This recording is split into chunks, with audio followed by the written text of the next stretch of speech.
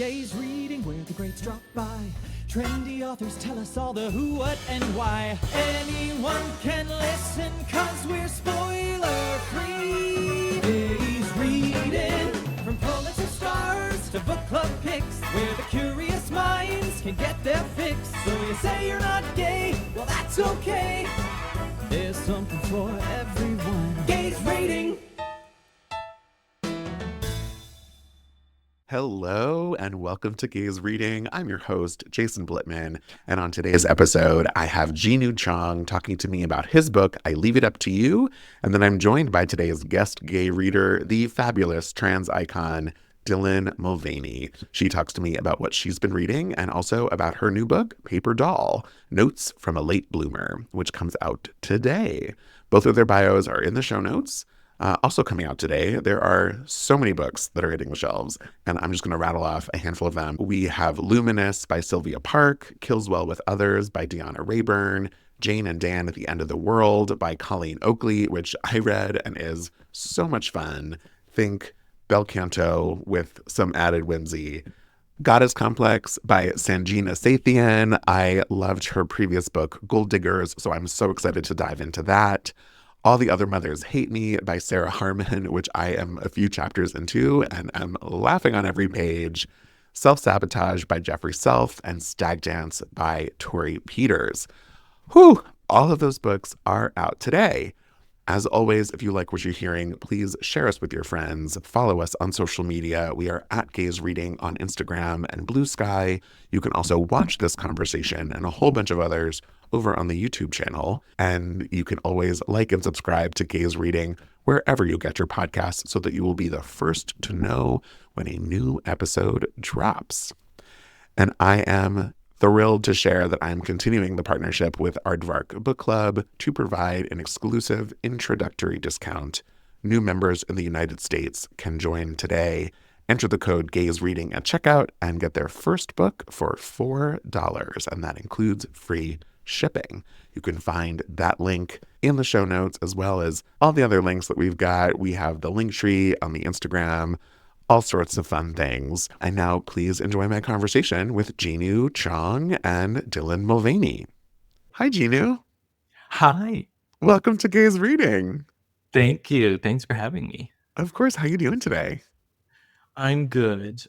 It might interest you to know that I have a day job, and so balancing that with writing it's getting harder now that writing becomes more is becoming more legitimate for me as the months and years go by, and figuring out how to manage that without totally going crazy or getting fired is an important thing.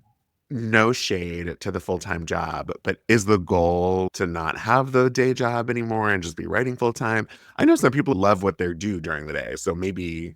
I would love to say I would not like to have a day job, but I really believe that having all the time in the day to commit to writing would drive me insane because it's never done for me. Nothing's ever finished, and then once I hit the deadline, then you have to submit whatever project it is I'm working on. I just find myself tinkering with it until there's no time left. And so if I had all day long, I think my stress level would be through the roof. And so it's a nice kind of check on my sanity to have kind of a job my job is really unrelated to anything creative. It's very business-like, and I can turn that part of my brain off during the day. Yeah. And also, if it is helpful for you to have something to distract you from the writing project that you're working on, you might as well be getting paid for it. Totally. So I'm so sorry that we're recording this as early in the year as we are. The book doesn't come out for a long time. Yeah. I assume you've not done a single thing for this yet. I really haven't. I've done all random things. This is my first book. This is my second book, but it is my first book with a big conglomerate publisher. And one of the very first things I did in the fall was a panel that Penguin Random House was doing for librarians. Oh, And I did it with Karen Russell and Katie Kitamura. And it was just, I was completely starstruck. I didn't know what to do with anything. And then everyone else seemed so comfortable. They all thanked the librarians for coming. And I didn't have anything prepared like that. I just had to be like, I love libraries too. And even though I do, it was right. just preparing for media appearances, however small they can be in book Mhm. publishing, is something I'm not totally ready for yet. I'm just getting into it. And so this is good practice. Yeah, this is a safe space. I'm here for you. But insider scoop for the listeners, I started reading I Leave It Up to You basically as like a am I going to vibe with it? Should I program it for March when the book comes out? And usually I'll read, I don't know, 10 or 15 pages and just get a little bit of insight. Next thing I knew, I was 100 pages in and wrote to your publicist and was like, okay, can I talk to Jinwoo now? Because I don't want to forget anything about the book. So that's how we got here. Huh. For our listeners, can you give us the elevator pitch for the book? Yes. Okay. I've been preparing for this. Fantastic. I Leave It Up to You is a romantic comedy. It is a food novel, a restaurant novel. It's also a family novel about a young man who, for random reasons, was in a coma for basically all of COVID and awakens without anything the same in his Hmm. life. So his fiance is gone, his job is gone, his home is gone. All of it has just changed without him knowing. And so the only thing he has left is to return to his family in Fort Lee, New Jersey, from whom he is estranged. And what he ends up doing is helping out in their restaurant, which is a sushi spot very much ensconced within the Korean American community in Fort Lee, which is a real life thing. A lot of Koreans live in Fort Lee, New Jersey. And it is Mm. about learning to start over from scratch. Starting over from scratch is, I think, a terrific way to put it. And I have something to talk to you about related to From Scratch later. But there's an element that reminded me of the seminal 1995 film While You Were Sleeping. Yes. And, you know, while you were sleeping, amazing title. It's just, it works for so many different things. It's something I Yes. think of all the time, for sure. Inspired by. While You Were Sleeping is a movie where, and I talk about this every once in a while, movies that I've seen the second half of more than the first half of because it's like it'll be on TV and I stop to watch it. But The First Wives Club, A League of Their Own, While You Were Sleeping, these are all movies where the second half I know very well. And the first half is sometimes a little sticky for me. Okay, so if we're talking about the 1995 seminal film While You Were Sleeping, I also have to bring up the 2005 seminal film In Her Shoes. And now I'm going to put you in her shoes and ask you something. Are you you're unfamiliar with In Her Shoes? I heard the title. Okay. Cameron Diaz. Oh, yes. Yeah, now I know. Okay. This is a deep cut. Yeah, no, when I say seminal, I was really being facetious. But now I want to put you in the shoes of Jack Jr., who has been in a coma for all of COVID. And I'm curious to know, who would you want there when you woke up from a 2+ year coma? Wow. I would be the same as him. Jack Jr. wonders immediately where his fiancee Ren is. Mm, And the fact that Ren is not there forms the initial trauma of yeah, the first 100 pages. And his absence is felt very deeply there. And it's exactly yeah, what, when I was trying to figure out what would be realistic there, because physically speaking, waking up from a coma that long, it just doesn't happen. So it requires some suspension. yeah. And so I was trying to put in some sort of realism. And the only thing that I could really latch on to was what I would do in that situation. I would ask for my husband, Graham, who's The wall is over there. He's probably right behind that wall working Listening. because he has a job as well. Eavesdropping. Maybe. Wondering how many times you're going to mention his name. Is there a quota? Yeah.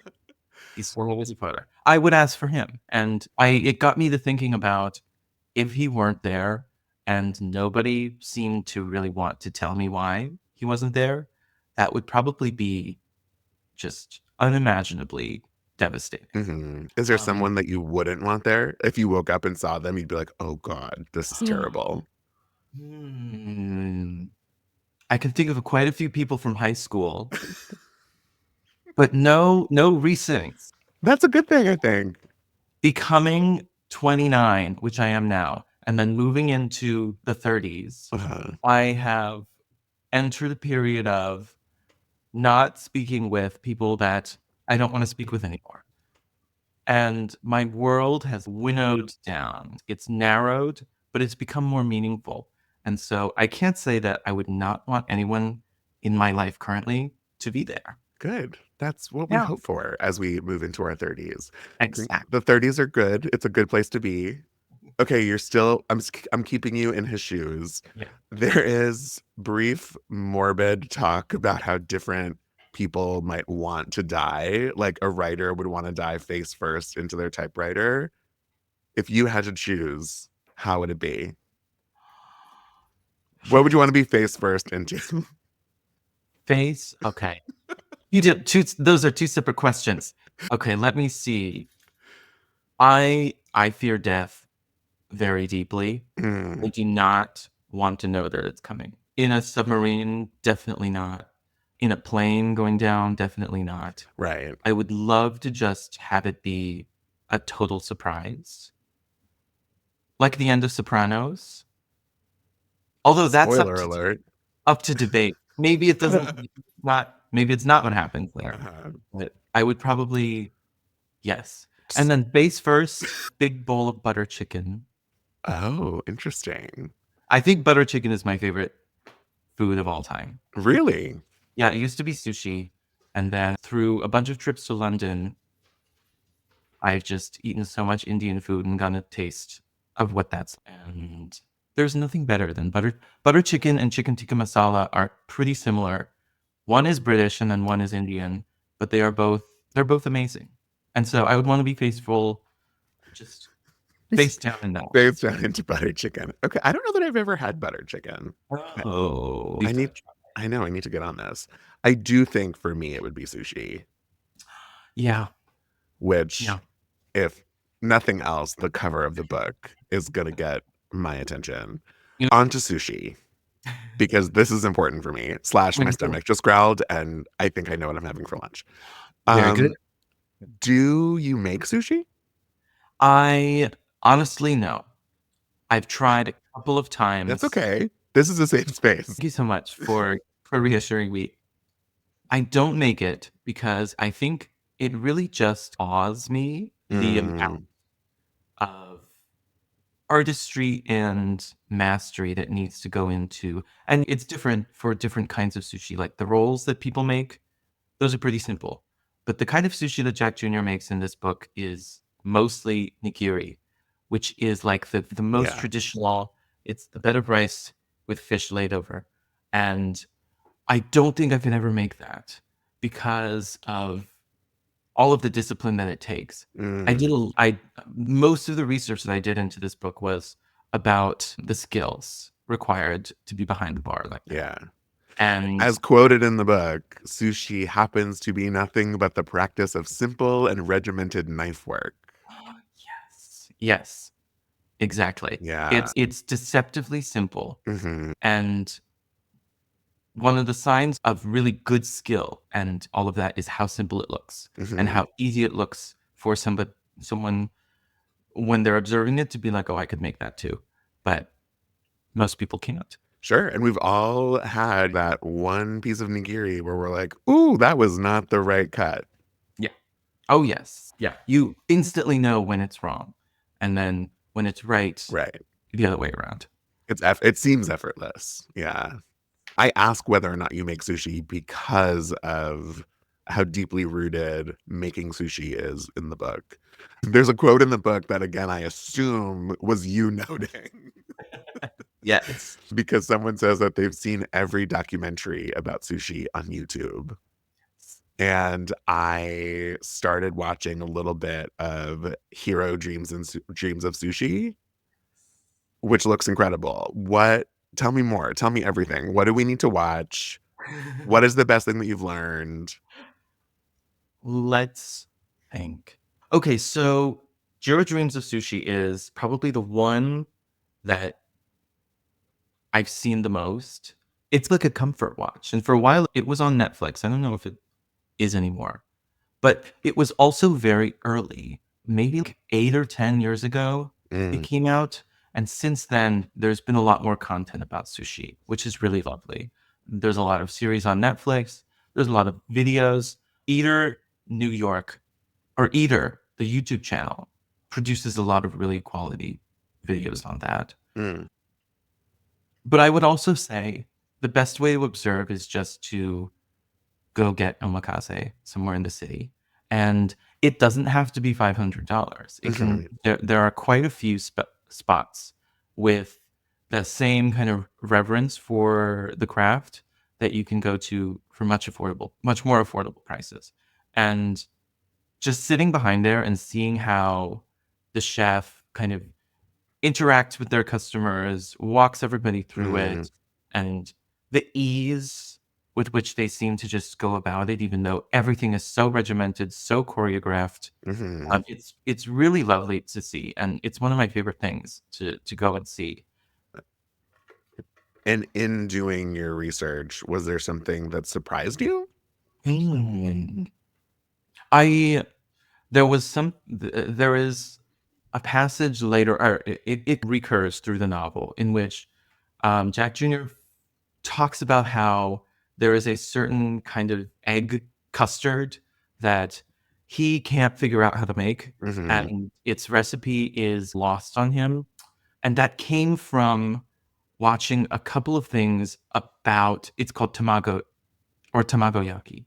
And the way that it's made is so convoluted and crazy, and you basically have to like almost steam it over a fire. It's done so delicately and it can go so wrong.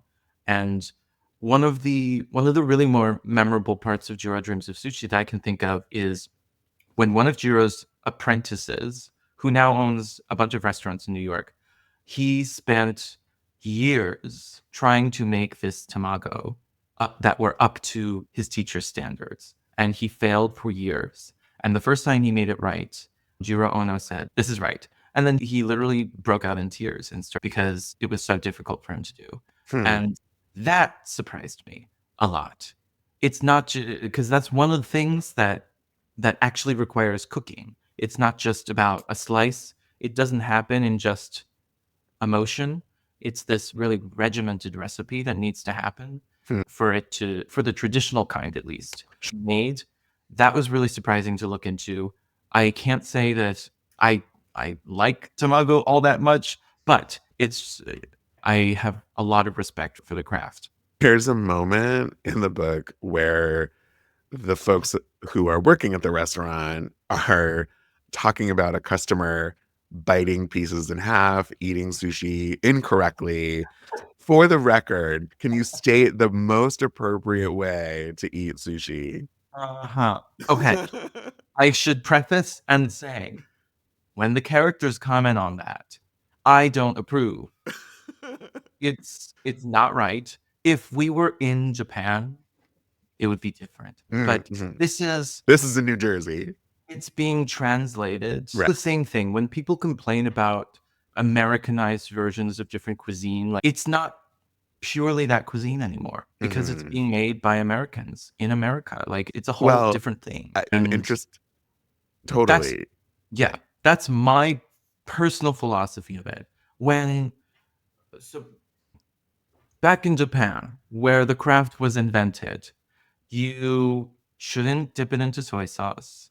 You shouldn't use chopsticks. You actually eat it with your hands because part of the experience is the transfer of heat from your skin, from the chef's hand also to your hand. Mm. And the whole thing needs to be around room or body temperature for it to for that's the most ideal way to eat it. Mhm. And that's what they're commenting on in the novel. Mhm.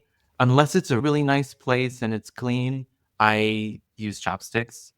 I dip the rice in. People say you're not supposed to dip the rice in. Sometimes I dip the rice in. Sometimes I say no wasabi.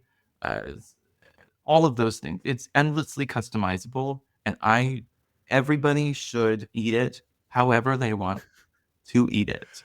100%.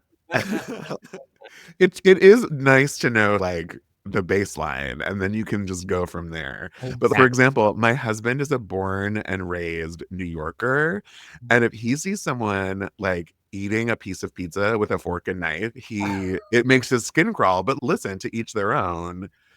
But that doesn't mean he's not going to feel a certain way about it. Yeah, and I don't know that this philosophy I have extends to pizza. If I saw someone eating pizza with a knife and fork, I might react the same way. Listen, There but are limits. also I know there are limits. I'm like now I'm curious to think about what else I would feel that way about. Yes, I'm gonna give that some thought. me too. And I'm wondering. So if I see someone eating soup but just drinking from the bowl and not eating using a small spoon instead of a soup spoon, just the thing that you feel it just doesn't feel right. Something Yes, about it, I don't know. I don't know.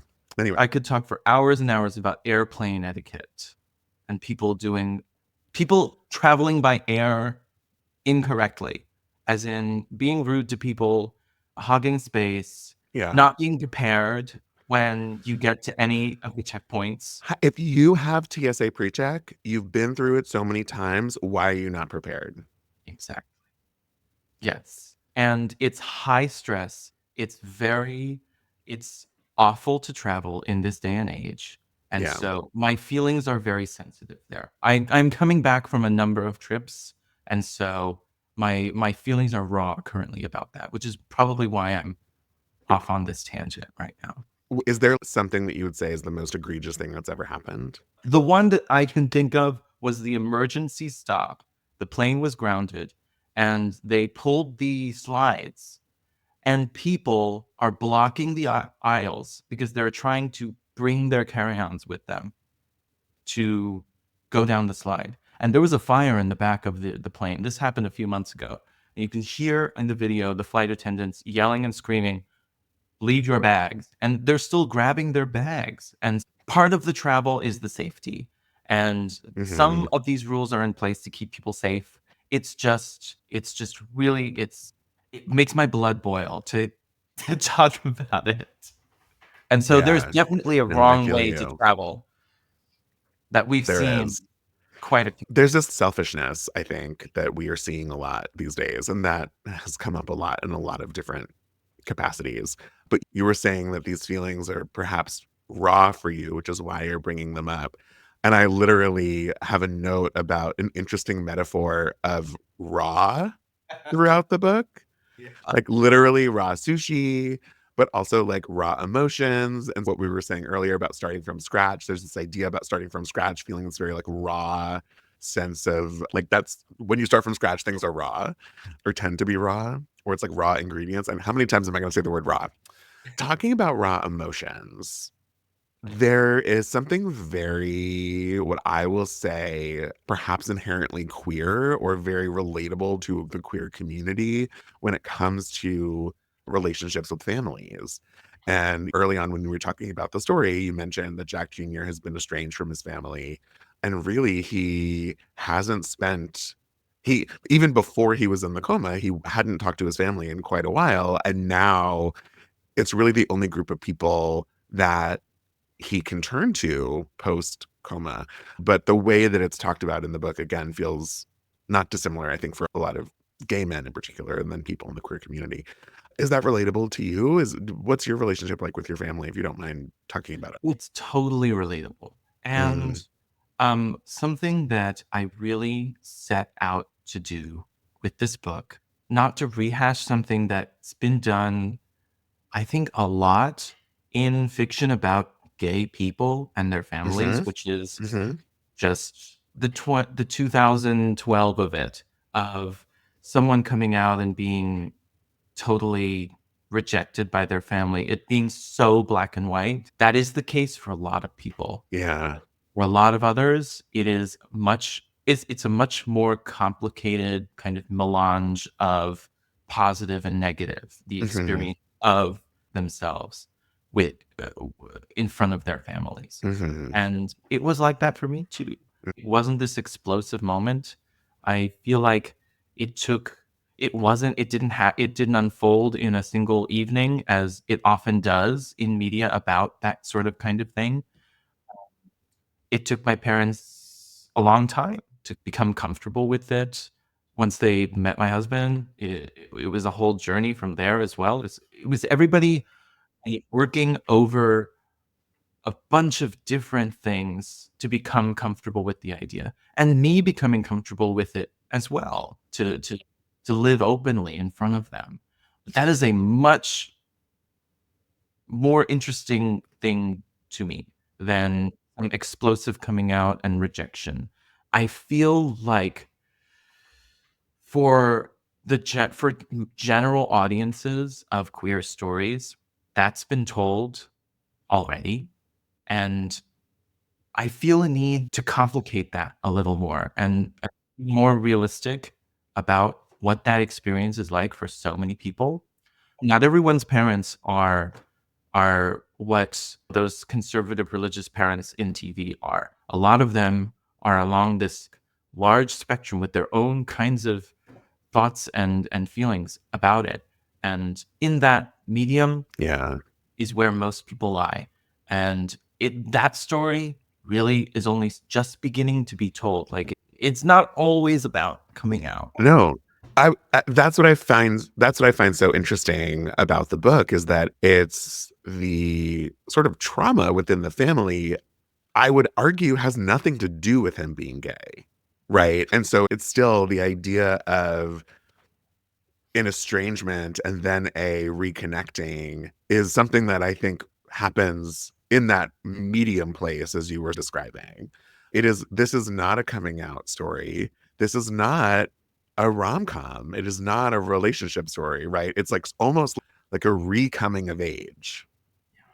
Yes. I love that. I love that term because it makes me think about how people in that community, LGBTQIA plus people, come of age constantly. Yep. Like they are constantly growing. They're constantly trying new things. And this, because the path has not been forged for many people. The only path that feels normal and everybody knows where the checkpoints are and things like that is this very white, very heteronormative, very cisgender kind of mode of life. Mm-hmm. And everything else that strays, nobody knows about. So everybody on that path or everybody diverging from that path needs to find their own way. And that involves coming of age many times over, just figuring it out. Hmm. And it certainly happened for me, and it definitely happens for Jack Jr. Yeah. Yeah, it was a very interesting read for me as a person who, I don't know that I would use the term estranged, but there is a pseudo estrangement from my family that has nothing to do with me being gay. And it's complicated. And we all have these and yet deeply rooted feelings. And it got me thinking a lot about who I would turn to or how I would feel if I needed to turn to these people that I've been estranged from. So it sent me down a path. It's fine. I'm sorry for sending you down the No, path. it's fine. It's fine. That's what books are for. That's what books are for. Okay, it was so interesting reading this in the book. You have no idea where I'm going with this. But a friend of mine just like a week or two ago was sharing a story with me about his own sort of coming of age. He was on a trip in Japan with this not quite foreign exchange, but he was staying with a family and he was I think 11 or 12, and the father and son of the family were going to the saunas, and he didn't want to go with them because he was so worried about being naked in a group of men and what that would mean for this young closeted 12-year-old. And so he didn't go, and he like refused to go. And I think in retrospect sees that as this faux pas of his experience there. There's this great sauna moment in the book that I won't go into, and everyone can go read themselves. But do you have any horror stories? Do you have anything that comes to mind?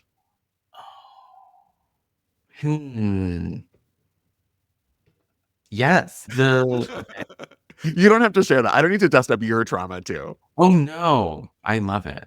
I love Trump. It takes the sauna experience, that kind of thing, it's very widespread in East Asia and that part of the world. You see it also in kind of the Nordic countries, in Finland and places like that, and in Germany. Nudity among people is viewed in such a weird way. It is so politicized, and I think it has to do a little bit with the religious background of this country and things like that. But over there in Asia, it's just a part of life. People get used to it really easily and are sensitized to it from a young age, just to be naked around their family, around their friends. Co-workers go to these bathhouses like after work and hang out and things like that. And I consider myself very American. For someone like me, it is hard to wrap my head around that. Tacking on to that as well, the queer aspect of it, the role that bathhouses and those bathing areas have served cities like this and queer communities in the last century, it makes for a lot of like awkwardness, a lot of kind of uncertainty around that. Everybody goes in with different expectations. And so it was a really I knew I wanted to do something, set a scene in there because of how messy and strange it would be. My experience with it, like going to Korea with my family as a little boy, was the same as a friend that you speak of, and for all the same reasons. And I knew that it would be such an interesting way for Jack Jr. to confront all that was like making him feel strange about the entire moment. And then conversely, to contrast that with the physical openness of that space, with how closed he is to himself and his feelings, it felt very kind of metaphorically perfect to put a scene like that in there. Raw, exactly. naked. Speaking of naked,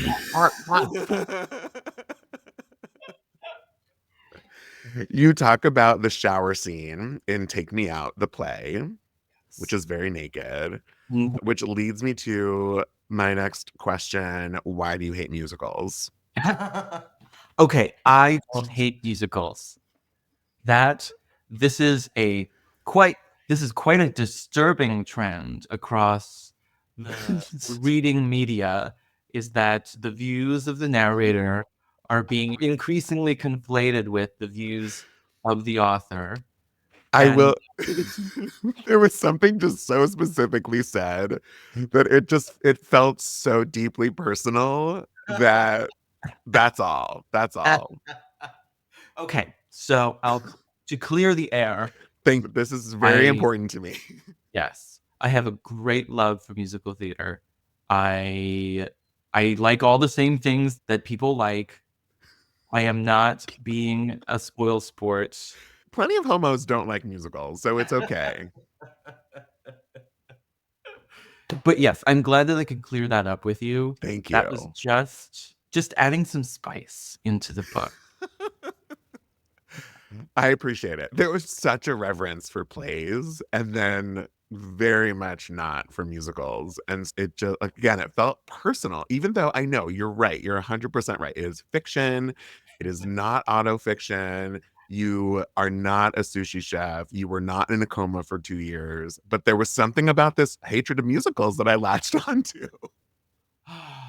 I guess it's okay. It just shows like how good the book is, I guess. Yes, you're absolutely right. I was so deep in the story Okay, we see a glimpse of Jack Jr. on dates into his romantic life. I'm very curious. And now that I've learned a little bit about you, I feel like I have some guesses, but I'm not going to say them to you. Uh-huh. What is your dating life? What is your dating style? When you were single, what kind of texture were you? What kind of dates did you go on? I'm like, Yeah. I have to know. I was fully 100% on everything, very immersed. I would just throw myself into things. And this is because I was a very late bloomer. I came out when I was 25. I told my parents during COVID, it was the first month of COVID because we were all living together at the time. Like it's really recent.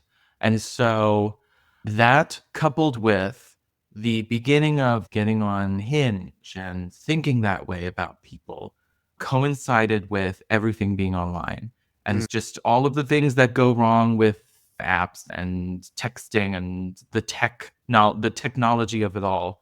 I tended to become too invested in everyone and everything way too quickly. And that's probably, it wasn't good. But I think the way that people approach this when they're like 14 and Mhm. dating for the first time, that happened to me when I was 25. And so it started late. And because of that, I had to do all this catching up. And that's how I got into it. It sounds very different from your white walls and clear desk. Yes, the desk and the walls are clear, but inside here is where it's all messy. And that's where the magic happens. Yes. Um, I'm not saying anything beyond this. I nearly peed in my pants when you talked about celery. Moving on. Um, That was a discussion I had very in depth with my editor about really that. It was more detailed in its first form, like interesting. what was going on there. And the note that my editor Jesse left on one of the drafts was like, let's pull back here.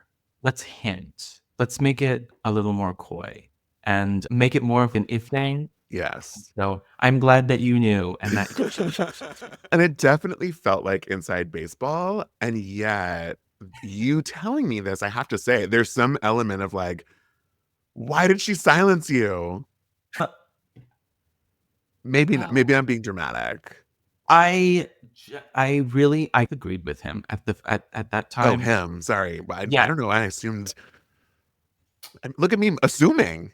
assumptions. It's true, but it's okay. I know. Okay, that tangent. Everyone at work sees my name and even sees my picture, which is my face, and they assume I'm a woman. And I don't know. I feel like maybe the spelling of my name is really feminine or something like that. So I'm no stranger to that. But why I didn't feel censored. I I wanted to. I think the point was made, 100%. and I also feel that it wasn't the style of the book to go Mm. so in depth. There are a number of yeah. I was trying to strike maybe a little bit more of a like a homier, more a little bit more easy to digest thing than to be so Hmm. explicit, which I think that reflects who I am as a person too. And I will say, and again, I felt this way 5 minutes ago, and I feel this way now that my rage has subsided.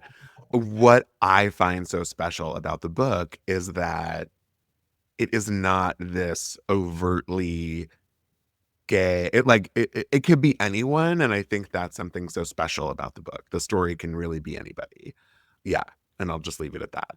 Yes, I have issues with younger generations, especially the need to label everything as some and the expectation that you need to adhere to those labels. I feel like that's just a really stressful way to live life.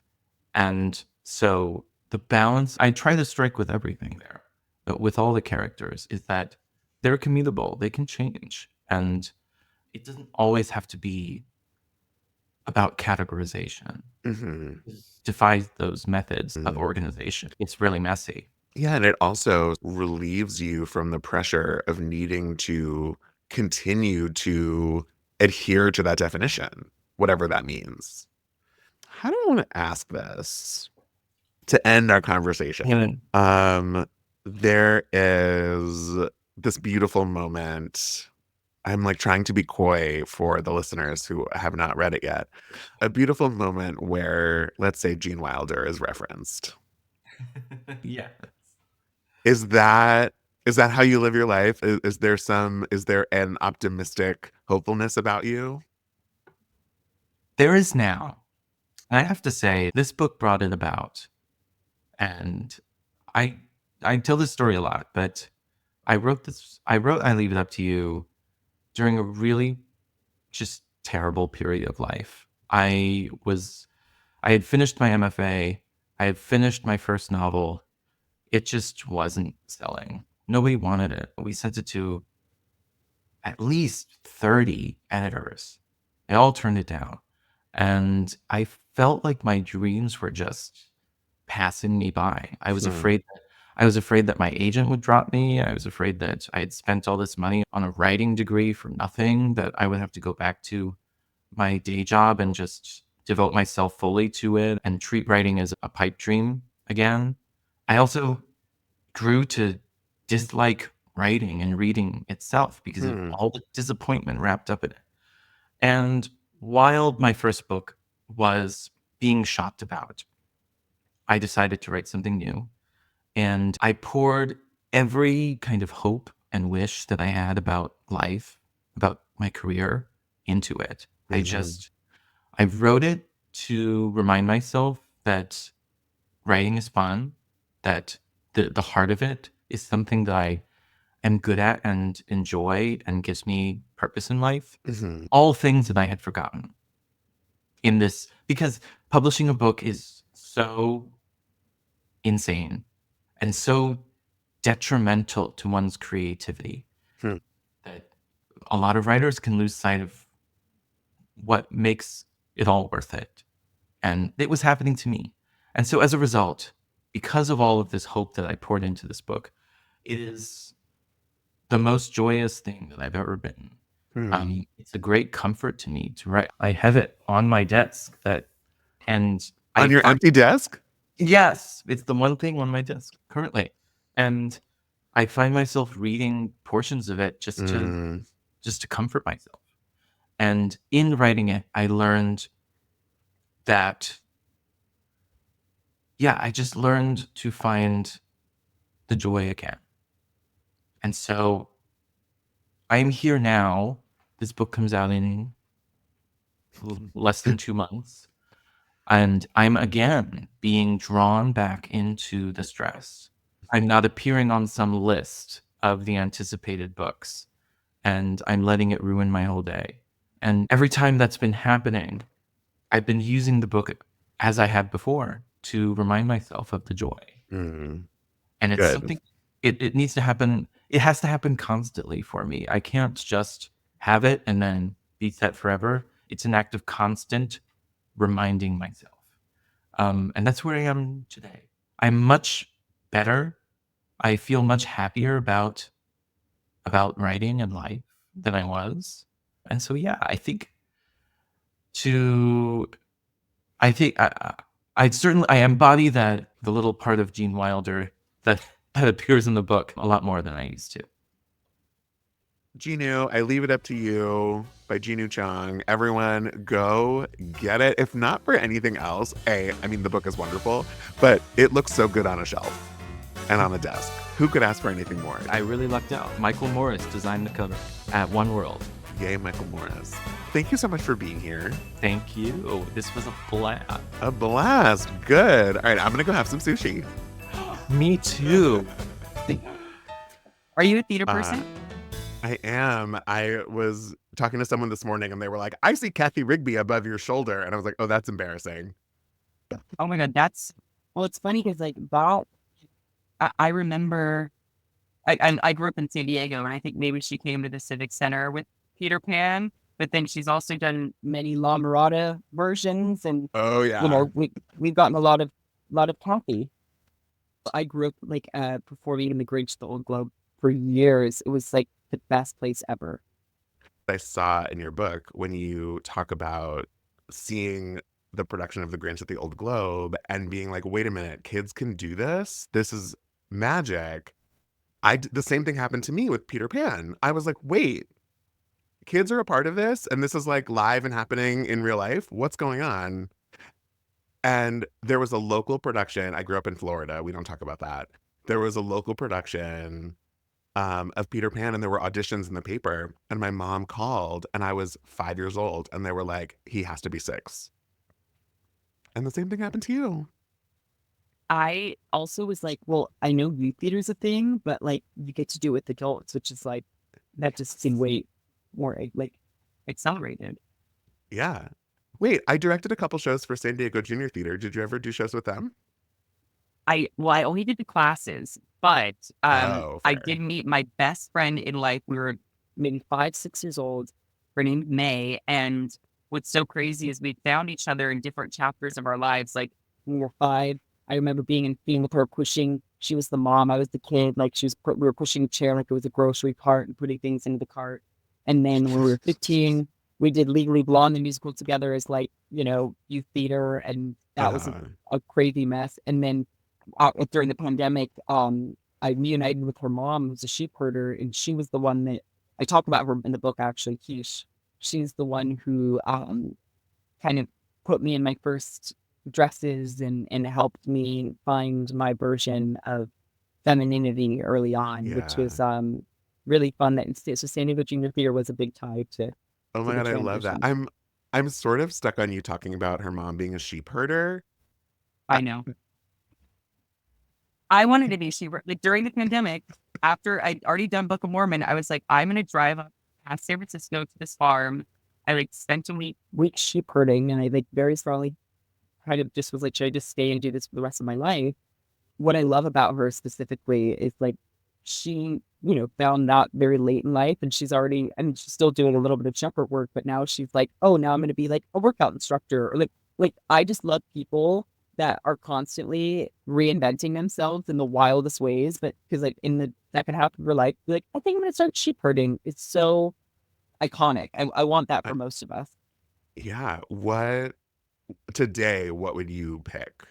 Oh What's my your sheep God. herding of 2025? Oh, my sheep herding for 2025. Maybe like I can't decide if I want to be a florist or like a landscaper. I just really want to wear like Oh, Diane Keaton, Annie Hall outfits and like be out in my garden, like tending to things and like not having makeup on and like wearing glasses that I don't need.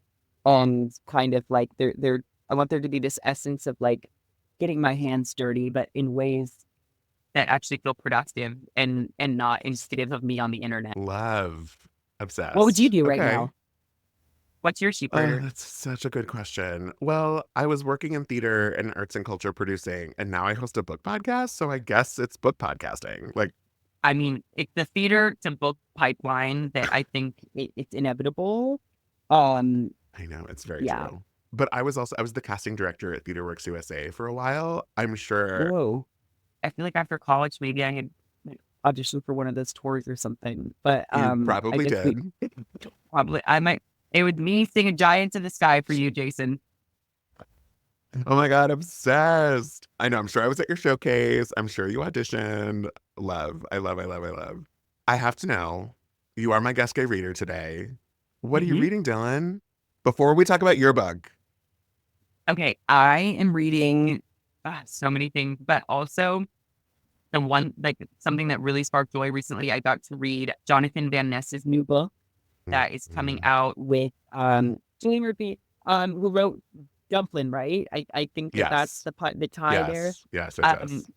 but it was so crazy because I had asked Jonathan for a quote for the book, a blurb, and then having like your idol, your that now turned friend ask for a blurb for me, I have never been more excited. And you know, I don't know if everyone who blurbs books always necessarily reads it or not, but I 1000% read that early manuscript in a way that made me just so happy, and I can't wait for the world to get their hands on it. And I also, I've been reading some of the comments. I try not to, but they're No, most of actually Dylan. no, but I think I kind of nailed it because like I now have a feature, at least on Instagram, where if someone comments, they have to at least follow me.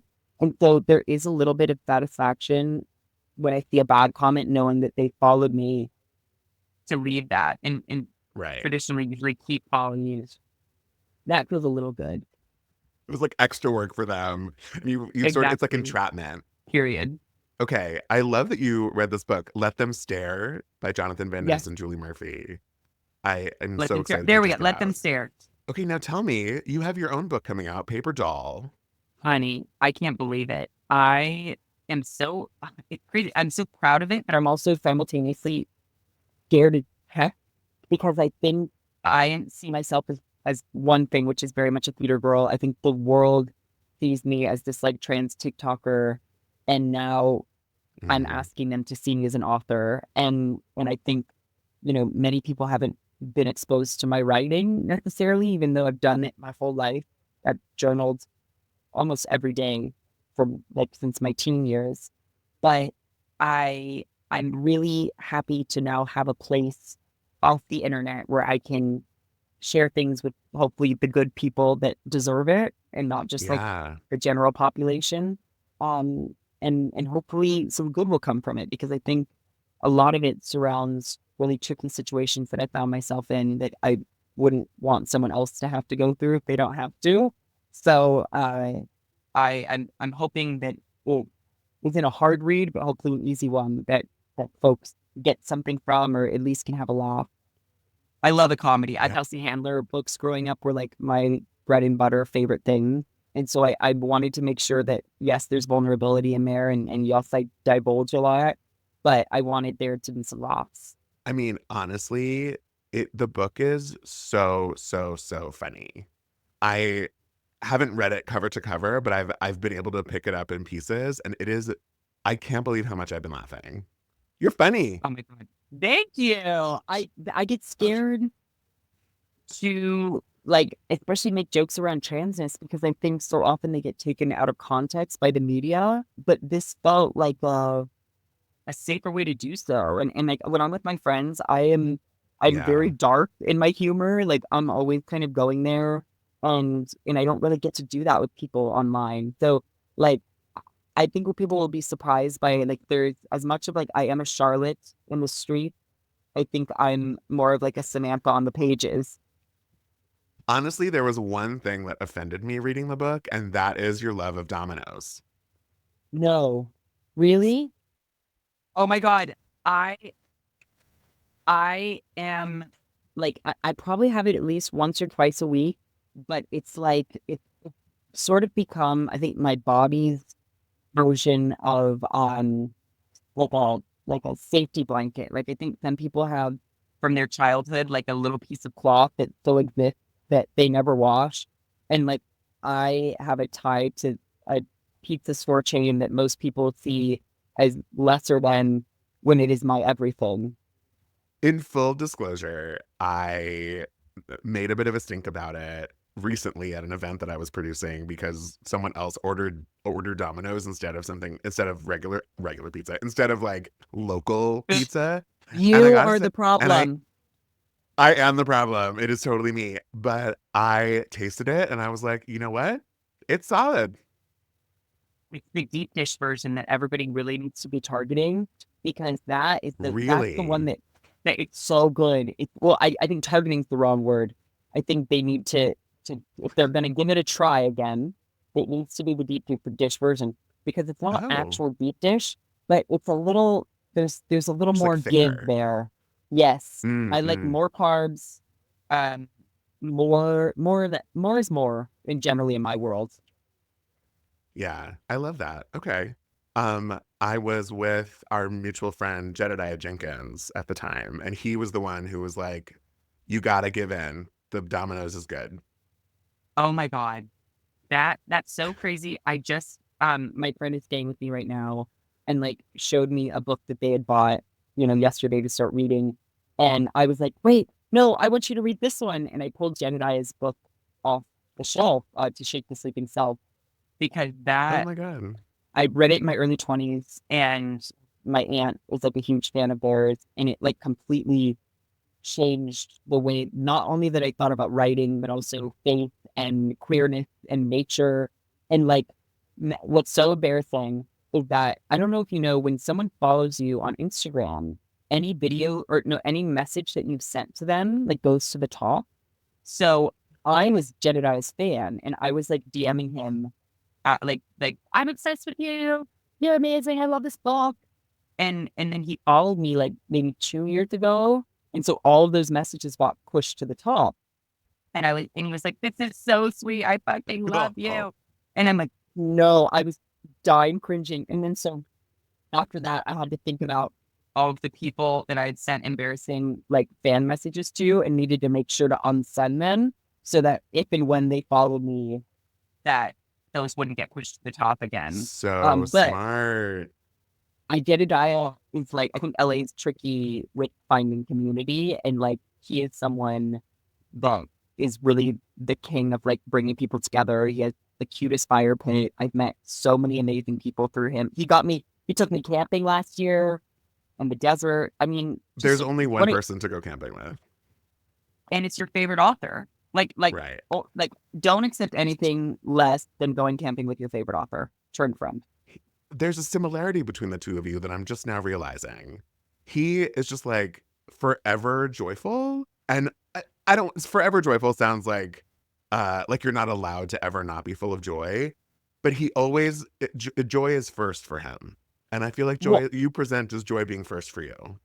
Oh, 1,000. I mean, I also think there's an energy of innocence to him still, that makes him feel way younger, because in a good way. Yes. Because you're like, oh my God, like you have this energy, you have this passion, you have this desire to connect and to socialize in ways that often I think can get lost as we age.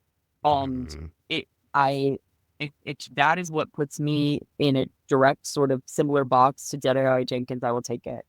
Love. Okay, so you've been journaling for a long time. That was Been your journey journaling. to writing? That was, yeah, I mean, that was, and I think when I even got offered the book, it was my first kind of idea of like, oh, I didn't go to school necessarily for this. So what's something that I feel confident enough in when it comes to writing that feels like shareable?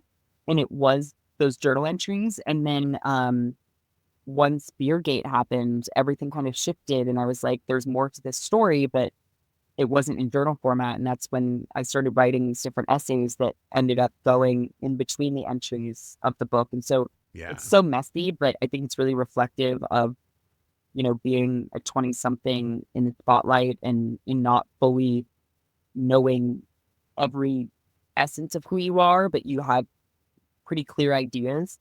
And I really wanted to make sure that it didn't feel like a memoir that felt like all encompassing, or like this was the only, thing I would ever write, or, just, No, it feels like your book right now. And then there will be another one, and then there will be another one after that. And I'm only ever going to pronounce memoir like that from now on. Memoir. I get so, I'm like, memoir. I get so nervous to say that word. Mine is maternity leave. I have a very hard time with maternity leave. Maternity leave. Interesting. It's that memoir. Anyway, we both went to theater school. Period. There's so many things to talk to you about, but there's one thing in particular in the book that, again, this gives nothing away if not sharing your deep humor, your love of musicals, and how honest you get in the book. But you compare the concept of never orgasming again to a flightless defying gravity. And I was like, this resonates. I understand what you're saying. This is insane. I was like, I'm all about trying to make comparisons. And I was like, what makes me feel quite as alive as like having an incredible sexual experience, even if it's with myself. And I was like, that's defying gravity on stage. Just And mind mouthful you, of going I on. wrote that before the movie was even, I knew Oh, what yeah. that was going to be. And Right. so I do love that, now for those who read it that aren't theater goers, they have some connection to Alphabet taking flight. Right. But really, the whole goal for this book, I guess, was to bring like theatrical niche references to the masses, if you will. Totally. And for the layperson, there is a whole plan in place if there is a no-fly defying gravity. Like if the little mechanism doesn't work, then the ensemble is supposed to slowly lay down on their back and pretend as though. And now that I've, experienced sexual malfunction, I'm actually way more excited to go see a production of Brick on Stage and to see a no-fly show, because I know at the end of the day, we're still going to be okay. Okay, It's we're still going to gonna figure be it out. good. It is still gonna be good. Amen. Listen. Oh my God, I'm Different, but it's obsessed. good. Oh my Dylan, God. you have a podcast coming out. You have do you get time? Do you sleep? No, actually, that's a big problem. I'm a yes woman. I say yes to pretty much everything. It's starting to catch up with me in bad ways, because what I have realized is like I like to show up 100% of myself to everything I do. And it can be frustrating when you realize you've taken on too much and you're like, oh, but what I can promise is that like when I was writing this book, that was 100% of me. Like that was, Yeah. I think, and it still is maybe one of the most important things I've ever done and ever will do, is to have a physical manifestation of this time of my life. And I think that, whether my show that I'm planning to do with some theater in New York, potentially this year, that I would love to have you come see. But I want to be able to show up as a complete all-in type person. And so that is what's tricky about like the multi-hyphenate of it, is like, Mm-hmm. okay, if I'm gonna take on 7 different job titles, how do those get, divvied up? Yeah. Okay. So tell me about podcast host. Oh my When God, do the people get to experience that? that would be, I was looking like the end of March. I've been working on this for like, same thing with the book, actually, similar timeline of almost like 2 or Mm-hmm. 3 years, where, that's what's crazy about the difference between social media. I can make a video, I can put it up in the same day, I can have 1 million people see it, and then the next Right. day it's kind of like, it didn't even happen. With Right. these things, they take so long, but I'm hoping that the reward that I reaped end up being like better, than just what a like and a comment feels like on a video. Totally. But it Well, is scary. I got a sneak peek at some of your initial guests, and holy moly, I don't ever say this, but I'm gagged. I'm gagged.